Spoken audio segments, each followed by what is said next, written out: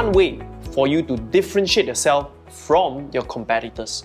It's not so much about niching down, into a specific field. For example, if you're a real estate agent, niching down to selling new launch or niching down to a specific area, people are already doing that.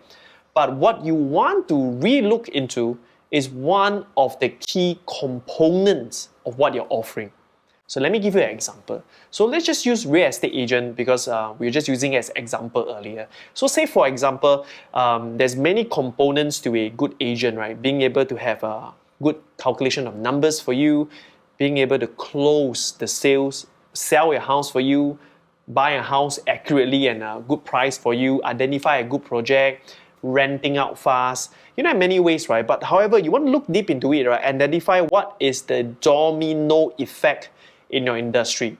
So, for example, if you are into selling resale house, right, then one key approach you want to really dive deep to look at, right, is how can I win by videography, by own marketing on Facebook, by something else, right? So a method that you're using, right, and you're winning it. So what is the point of this video?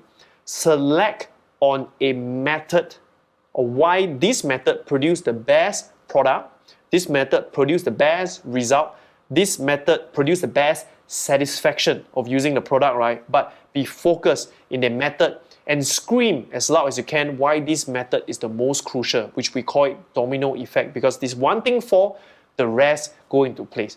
So take the time and the patience to think about what is the domino effect for your offer, for your business, and really spend time educating it out loud and make sure, right, people understand the value of a product, and that's how you differentiate easily from your competitors.